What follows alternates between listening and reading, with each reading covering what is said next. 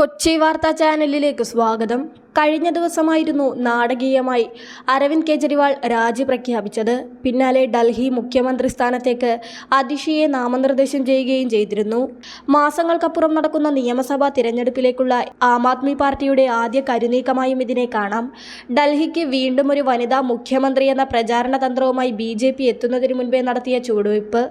Mission അമേത്തിയുടെ ആദ്യ അംഗത്തിൽ വിജയിച്ചെങ്കിലും രണ്ടാം വട്ടം അടിതെറ്റിയ സ്മൃതി ഇറാനിയുടെ ഡൽഹി രാഷ്ട്രീയത്തിലേക്കുള്ള വരവും ഈ ഘട്ടത്തിലേറെ ശ്രദ്ധേയമാണ്. മുൻ കേന്ദ്രമന്ത്രിയായ സ്മൃതി ജനിച്ചതും വളർന്നതും ഡൽഹിയിലാണ്.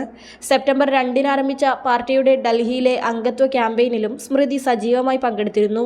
കെജ്രിവാൾ രാജിവെച്ചിരുന്നില്ലെങ്കിൽ അഴിമതി ആരോപണ വിധേയനും ജയിലിൽ കഴിഞ്ഞതുമായ നിലവിലെ മുഖ്യമന്ത്രിക്കെതിരെ കരുത്തയായ സ്ഥാനാർത്ഥിയായി സ്മൃതിയെ അവതരിപ്പിക്കാൻ BJPക്ക് കഴിയുമായിരുന്നു.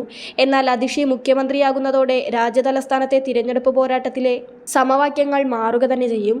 തിരഞ്ഞെടുപ്പിൽ ആം ആദ്മി പാർട്ടിയെ മുന്നിൽ നിന്ന് നയിക്കുക കെജ്രിവാൾ തന്നെയാകുമെന്ന് ഉറപ്പാണ്. സ്മൃതി ഇറാനി BJPക്കായി ഡൽഹിയിലിറങ്ങുമ്പോൾ പോരാട്ടം കെജ്രിവാൾ വേഴ്സസ് സ്മൃതി എന്നാണോ അതോ അതിഷി വേഴ്സസ് സ്മൃതി എന്നാണോ നിർവചിക്കപ്പെടുക എന്ന് കണ്ടറിയണം. ഡൽഹി BJPയുടെ 14 ജില്ലാ യൂണിറ്റുകളിൽ 7ഇടത്തെ അംഗത്വ ക്യാമ്പയിന്റെ മേൽനോട്ട ചുമതല സ്മൃതിക്കാണ്. പാർട്ടിയുടെ സിറ്റി ഘടകത്തിന്റെ കൂടുതൽ ചുമതലകൾ ഏറ്റെടുക്കുന്നതിന്റെ ഭാഗമായി സൗത്ത് ഡൽഹിയിൽ സ്മൃതി വീട് വാങ്ങിച്ചതായും പാർട്ടി വൃത്തങ്ങൾ സൂചിപ്പിക്കുന്നു. മുഖ്യമന്ത്രി സ്ഥാനാർത്ഥി മുഖമില്ലാതെയാണ് 2020 നിയമസഭാ തിരഞ്ഞെടുപ്പിനെ BJP നേരിട്ടത്. 70 മണ്ഡലങ്ങളിൽ 7ഇടത്താണെന്ന് വിജയിക്കാനായത്. എന്നാൽ ഇക്കുറി മുഖ്യമന്ത്രി സ്ഥാനാർത്ഥിയെ പ്രഖ്യാപിച്ച് കളത്തിലിറങ്ങാനാണ് BJP നീക്കമെന്നാണ് സൂചന.